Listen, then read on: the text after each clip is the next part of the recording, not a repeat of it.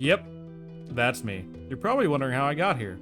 Welcome back to Hall of Greed, also originally known as Project Griffin. It's been a while since I played them, and they've come out with a host of new features, including a variety of classes to choose from rather than the build around. You have the Mage and their magical power, the Knight with their biggest sword and the ability to wear the heaviest armor, you have the Ranger and their ability of ranged combat, quick maneuvers, and being able to adapt to any situation, and the Storm Warden, a class that I was not expecting to be its own general archetype, but I'm excited to see what they do with this. They also have a variety of other classes coming out soon, but are not available in the current test.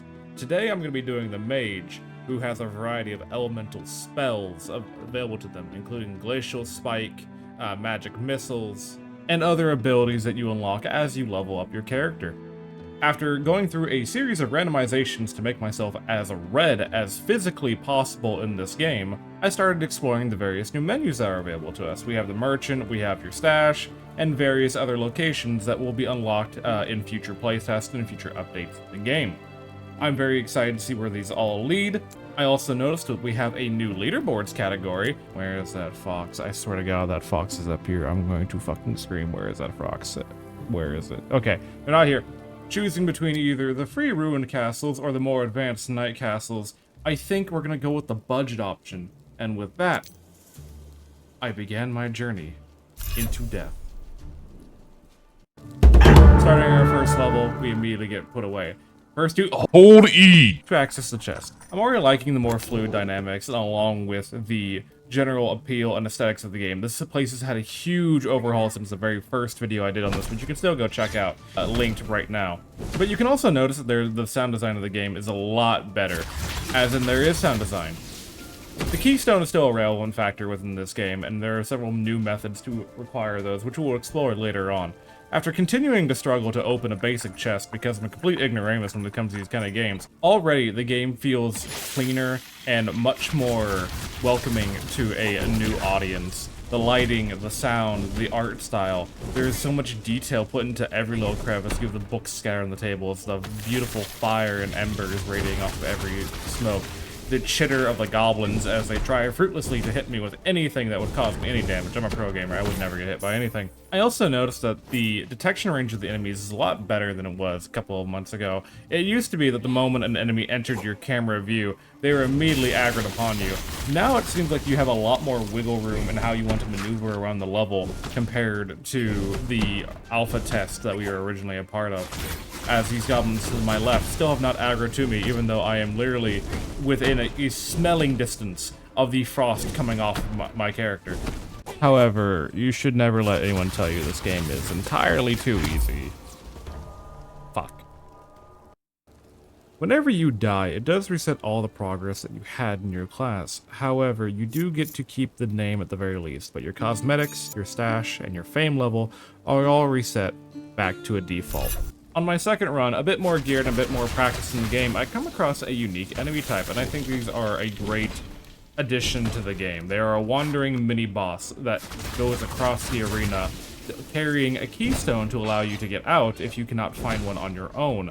But they also are not entirely a pushover. They have significantly more health than the other mobs you would encounter on the map, along with having unique abilities and attacks.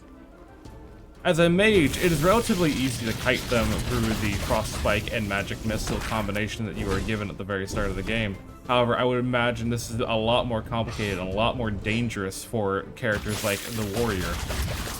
Overall, I would love to see more enemies like this added in the future playtests of the game before the official full release. Upon slaying the Wraith, we do get an assortment of items, which lead me to believe that these are the intended way to get a bit of the better gear you might expect, including a first blue piece of treasure to sell, and along with a second green item I've ever collected in this game for my character. I decided it's time to finally extract, and I love how these look, again, compared to the original playtest. You'll notice in the top left that the pulsing circle is still relatively relevant for those PvP nuts who want to go hunting for other players. But then, I hear something I haven't heard before. I forgot they added these golden portals that just spew out treasure along with, I think, give you a bonus to your fame when you escape, as it is the last portal opportunity that you can have to get out of the dungeon.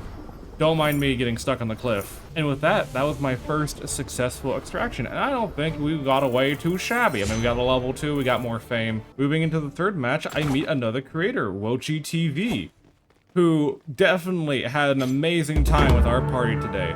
And this is the first time I've gotten to experience in this game, in any of the playtests I've done, what it is like to work with a party. It's fluid, it feels good. You are a lot stronger than you are on your own. This is absolutely the preferred way and absolutely the intended way to play the game. As much as I enjoy solo play, it's not really for the best. Getting up into my greedy shenanigans, I do aggro one of the Wraiths patrolling nearby, and I figured this would have been a walk in the park for 3-player characters who are all relatively decently geared. We're all relatively the same level. It shouldn't be a problem at all. I haven't even taken a hit. We're going ahead. I accidentally end up body blocking Wochi with my Ice Spike. I am ever so sorry for that. But Magic Missile is laying to him. Wochi takes another huge hit, bringing him down to 47 HP. So all they have to do is stay your distance. Keep in mind that... Alrighty then. Me and Corey drinks coffee are able to clean up the rest of the encounter. Rest in peace, Wochi.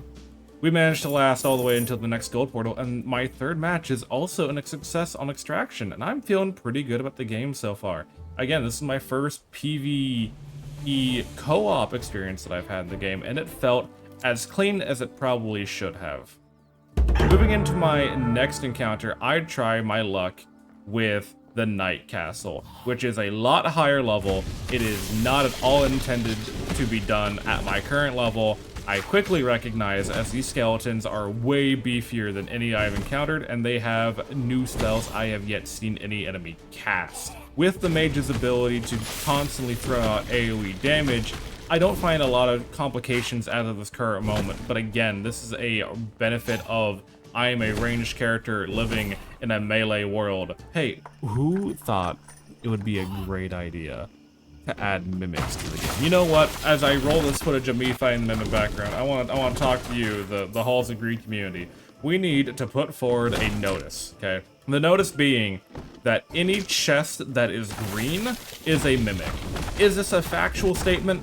Not at all. That is probably not at all true. However, it does mean we have a funny meme to share with everyone, and it means when the party isn't looking, you can open a green chest and say it was a mimic and you managed to kill it and look cool in front of the rest of the class.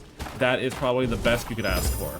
The mimic, of course, drops me fuck all, and oh god, look at that sweet, sweet passive HP regeneration. I love it when games give me this. Here we see another example of like just how much AoE potential the Mage has. It is absolutely disgusting that after a few more items that boost my magic attack, I am clearing through whole camps of goblins without really much complication by myself, and I only took one hit because I'm an idiot and I deserve to get hit. The next enemy I encounter is my dearest friend, the Wraith. Now, I hope you do enjoy this montage of me ice spiking him to death.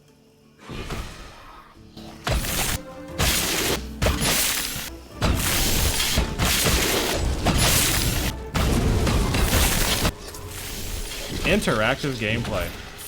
After warning me the usual grab bag of items that have no relevance to me, I grab the stone and try to make my way out.